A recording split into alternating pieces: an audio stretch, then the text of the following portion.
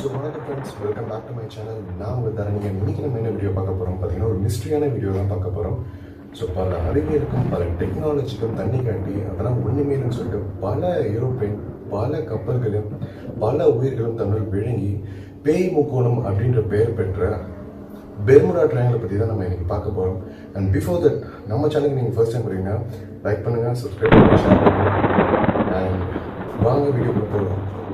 Bermuda triangle எங்கே இருக்குன்றதை முதல்ல தெரிஞ்சுப்போம். பெர்முடா ட்ரையாங்கிள் எங்கேருந்து ஆரம்பிக்கும்னா, பெர்முடாவோட பார்டரும் அமெரிக்காவில் உள்ள ஃப்ளோரிடா பார்டரும் போர்ட்ரோரிகோ அப்படின்ற ஒரு இடத்தோட பார்டரும் மூணும் சேர்ந்து தான் முக்கோணமாக இருக்கிற பெர்முடா ட்ரையாங்கிள். அமெரிக்கா வந்து பெர்முடா ட்ரையாங்கிளே இல்லை அப்படின்னு சொல்கிற மாதிரி கிளைம் பண்ணுறாங்க. காலப்போக்கில் மக்களால் பெர்முடா ட்ரையாங்கிள் அப்படின்ற ஒரு விஷயம் ஏற்றுக்கப்படுது. அதோட முதல் வரி எப்போ ஆரம்பிச்சதுன்னு பார்த்தீங்கன்னா 1918 அமெரிக்காவில் இருக்கிற கைக்ளாப்ஸ் அப்படின்ற ஒரு ஷிப்பு மூலமாக தான் ஆரம்பிச்சது. ஸோ அங்கே இருக்கிற ஒரு ஷிப் வந்து முதல் காலகட்டத்தில் வந்து அது ஒரு போருக்காக யூஸ் பண்ணுறது. அதுக்கப்புறம் வந்து அது வந்து ஒரு ஃபுட் எடுத்துகிட்டு போகிறதுக்கும் அண்ட் ஆயில் எடுத்துகிட்டு போகிறதுக்கும் பெர்முடாலேருந்து அமெரிக்காவுக்கும், அமெரிக்காலேருந்து பெர்முடாக்கும் ஸோ இதுக்காக பயன்படுத்தப்பட்டது. ஸோ அதோட நீளம் பார்த்தீங்கன்னா சுமார் 600 அடி நீளம் இருக்கும். அண்ட் 300 பேசஞ்சர் உட்கார மாதிரி ஒரு இடமும் இருக்கும். ஸோ அந்த ஷிப் வந்து பெர்முடாலேருந்து அமெரிக்கா போகிறதா இருந்துச்சு வித் ஆயிலோட. ஸோ அந்த சமயத்தில் தான் பெர்முடா ட்ரையாங்கிள் இந்த ஷிப் மாயமாக மறைஞ்சிடுச்சு. ஸோ அங்கே தான் இந்த பெர்முடாவோட பலி எண்ணிக்கை ஆரம்பிச்சது. ஸோ 300 பேரும் அந்த ஷிப்பும் அடையாளமே தெரியாமல் அங்கேருந்து மாயமாக மறைஞ்சிட்டாங்க.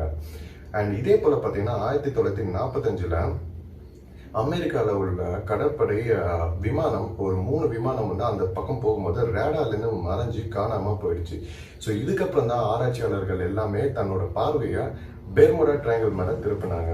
ஸோ இது முதல்ல யார் கண்டுபிடிச்சது பார்த்தீங்கன்னா, இது முதல்ல கண்டுபிடிச்சவர் வந்து கொலம்பஸ் தான். ஸோ அவர் தான் இதை முதல்ல கண்டுபிடிச்சது. ஸோ அவர் அந்த பக்கம் பயணம் மேற்கொள்ளும் போது தன்னோட ரேடாரோட திசை மாற்றி காட்டுது, காம்பஸோட திசை மாற்றி காட்டுது அப்படின்ற மாதிரி ஒரு விஷயம் சொன்னார்.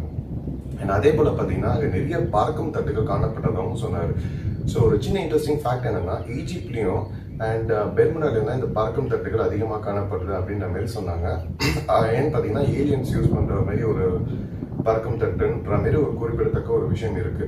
அண்ட் அதுக்கப்புறம் பார்த்தீங்கன்னா அங்கேருந்து ஒரு பந்து போல, ஒரு எரிப்பந்து போல ஒரு நேரம் வந்து விழுந்ததாகவும் அதை பார்த்ததாகவும் கொலம்பஸ் சொல்லியிருக்காரு. அண்ட் இதை வந்து விக்டர்ன்ற ஒருத்தர் அமெரிக்காவில் 1964 பவுண்டரிஸ் ஆஃப் பெர்முடா அப்படின்ற ஒரு புத்தகத்தை வெளியிட்டாரு. அது ரொம்பவும் ஃபேமஸ் ஆயிடுச்சு. அதுக்கப்புறம் உலக மக்கள் எல்லாருக்கும் அதை போய் ரீச் ஆயிடுச்சு. இந்த பக்கம் போனா, பெர்முடா ட்ரையாங்கிளுக்கு போனா திரும்பி வரமாட்டோம் அப்படின்ற மாதிரி ஒரு பெரிய ஒரு மிஸ்ட்ரியான ஒரு விஷயம் வந்து கிரியேட் ஆகி ரொம்பவும் ஃபேமஸ் ஆயிடுச்சு அந்த இடத்துல. மக்கள் என்ன நம்புறாங்கன்னு பார்த்தீங்கன்னா, அங்கே ஒரு ராட்சசன் இருப்பதாகவும் அப்பந்தான் அங்கே போற விமானத்தையும் கப்பல்களையும் அவன் வந்து விழுங்குறதாகவும் மக்கள் எல்லாரும் பேசப்பட்டு ஒரு நம்பிக்கை பரவலா பரவுது. அதுக்கப்புறம் ஆராய்ச்சியாளர்கள் தன்னோட பார்வையை அந்த பக்கம் திருப்பி ஆராய ஆரம்பிக்கிறாங்க.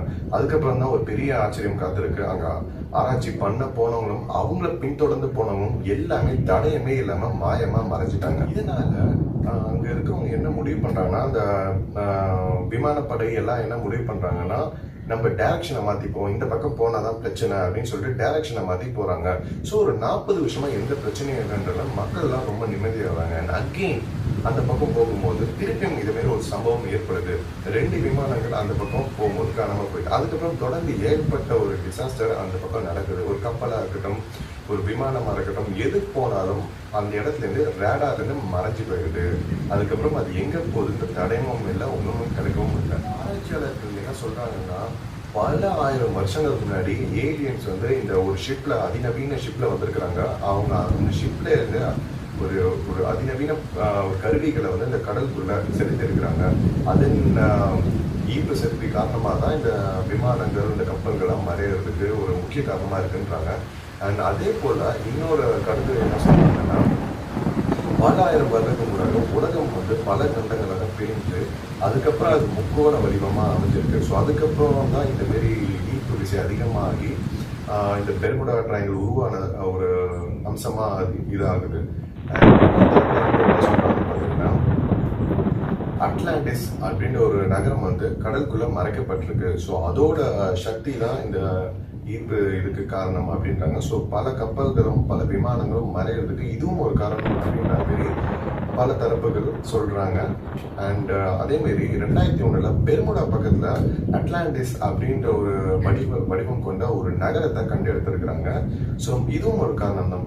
அடிஷ்னலா என்ன சொல்றாங்கன்னா, அந்த இடத்துல வந்து இந்த பெர்முடா ட்ரையாங்கிள் வந்து மீத்தேன் கேஸ் வந்து நிறைய இருக்கு. ஸோ அதோட அழுத்தம் காரணமாக கூட இதுமாரி நடக்கிறதுக்கு பல வாய்ப்புகள் இருக்கு அப்படின்ற மாதிரியும் அவங்க சொல்றாங்க. அது மட்டும் இல்லாம அங்க ஒரு பறவையோ ஒரு சின்ன விலங்கோ கூட அந்த பக்கம் போறதுக்கு ஒரு வாய்ப்பு கூட இல்லைன்ற மாதிரி எல்லா ஆராய்ச்சியாளரும் சொல்றாங்க. அது தென்பட்டதும் இல்லையோ. அண்ட் அதே மாதிரி ஒரு ரேடார் சிக்னலும் ஒரு டெக்னாலஜி கூட அந்த பக்கம் இது வரைக்கும் போனதில்லை அப்படின்ற மாதிரி சொல்றாங்க. என்னதான் மனிதன் வந்து ரொம்பவே வளர்ச்சி அடைஞ்சாலும் எவ்வளவுதான் டெக்னாலஜி கண்டுபிடிச்சாலும் இயற்கைக்கு ஒத்தா அவனால போக முடியும் அப்படின்றதுதான் ரொம்ப கசப்பான உண்மை. அண்ட் இதே மாதிரி உலகத்துல ஏகப்பட்ட மர்மமான இடங்கள்லாம் இருக்கும். ஆனா இன்னும் அது மனிதனால கண்டுபிடிக்கப்படலை. அண்ட் இன்னைக்கு வீடியோ அவ்வளவுதான் நண்பா. மற்றும் ஒரு சுவாரஸ்யமான இன்ட்ரெஸ்டிங்கான டாபிக்ல நான் உங்களை சந்திக்கிறேன். Bye from உங்கள் தரணி. Take care.